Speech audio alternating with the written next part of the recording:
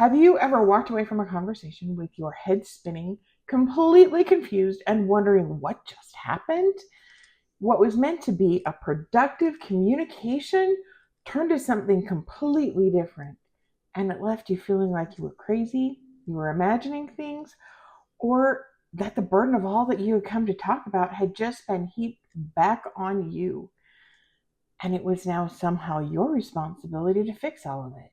If the answer is yes, like it has been for me, there's a pretty good chance there's been some gaslighting involved. Gaslighting is one of the most painful relationship dynamics there is. It's also a silent weapon that destroys families from the inside out. And it may well be the reason that you are estranged right now.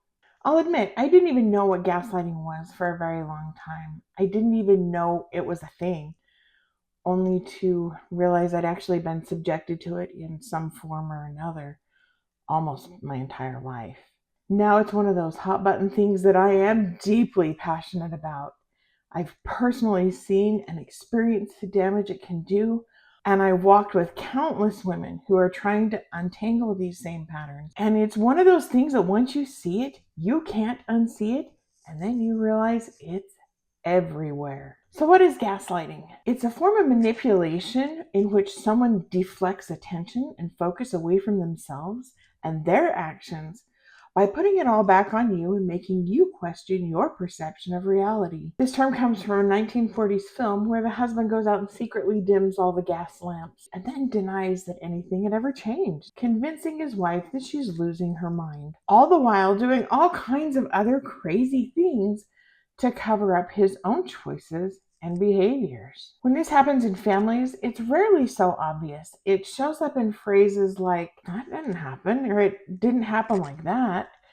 Oh, that was just a joke. You're just too sensitive.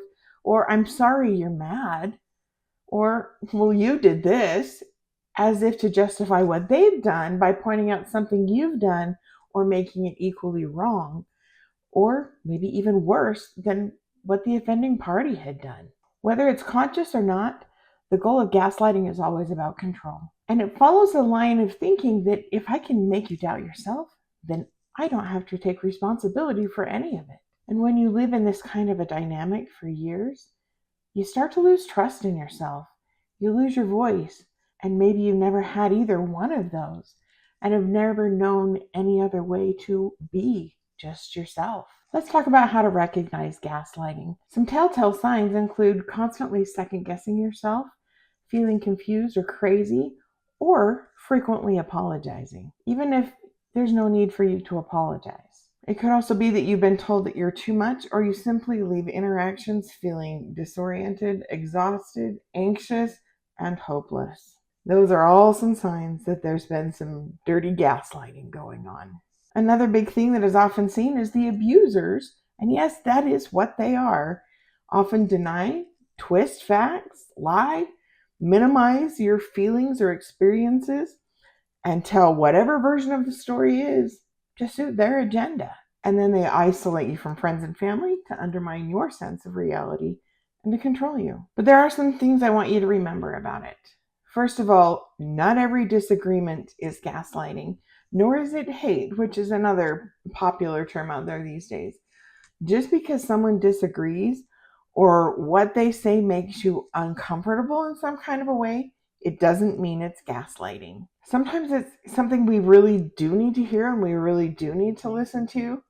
And if we're deflecting that thing that we need to hear, we might also be gaslighting ourselves. What you want to look for are consistent, repeated patterns of denying your reality, avoiding your responsibility, or shifting the blame back onto you for things that they really do and need to take responsibility for themselves. Gaslighting also isn't always intentional, or nor is it even conscious. It's not always ill-intended, even if it happens a lot.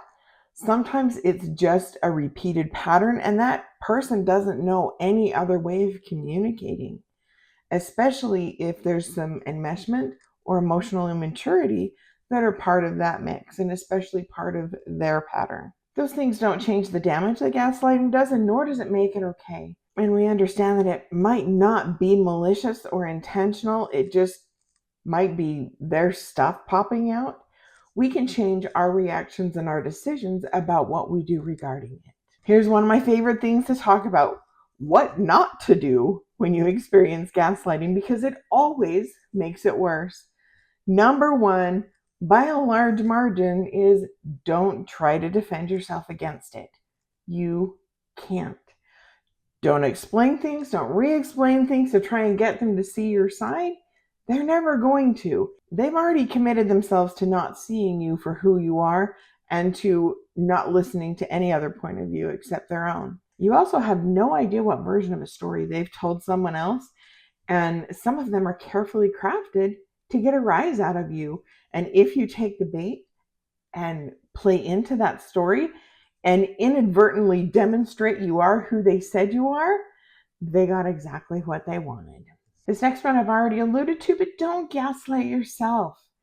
Things like, well, maybe I am overreacting, or maybe it really wasn't that bad, or maybe I really am not good enough. These are all ways we turn manipulation inward and continue the cycle, both with ourselves, and I promise that stuff often pops out and we turn it on others as well. The other thing not to do is to immediately apply the label of narcissist to yourself or to someone else who has been involved in this behavior pattern.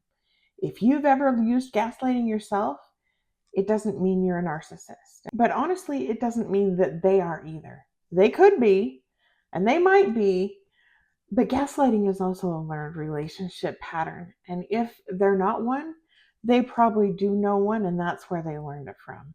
But what it really means is one or both of you have learned some dysfunctional coping skills, and they're going to butt up against each other if somebody doesn't step out of the fight. So what do you do instead? Well, first and foremost, don't take the bait. They're often looking for a fight, and they're looking for anything they can use against you. Don't give it to them. Simply shut off the conversation and stop engaging, and physically walk away from it if you can. Don't take it personally either. They'll try to point arrows right at you, but it's not about you. It's almost always about them.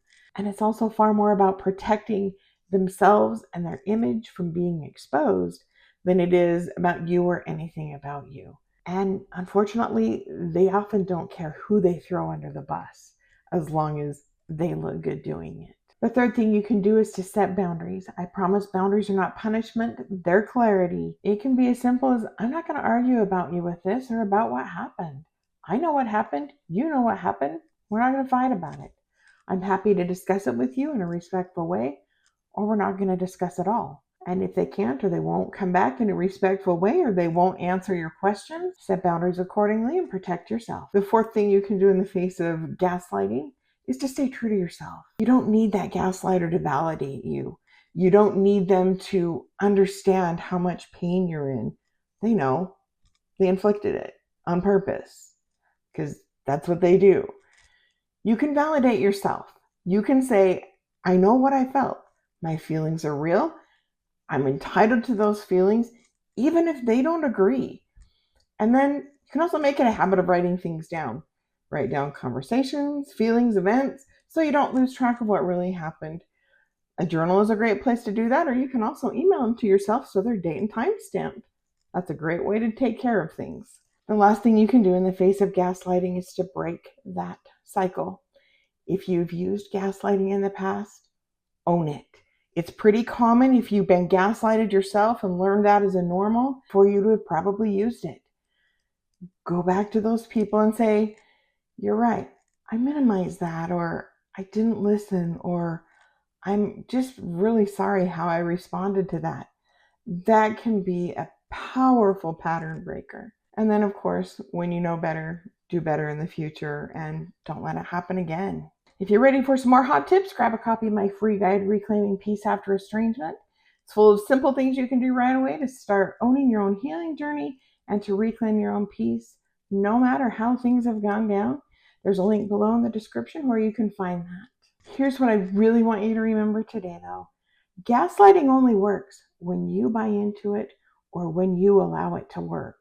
The moment you call it what it is and stop doubting your own truth, you take back your own power and you start breaking free from some of those generational patterns that other people may not have even known how to solve. This is just one piece of the puzzle. In fact, it's number 4 of what will eventually be 7 videos on themes that often drive estrangement. I've covered a lot of ground in all the others, so if you missed the last one, you can check right up here and watch it and learn a lot more. I'll see you over there.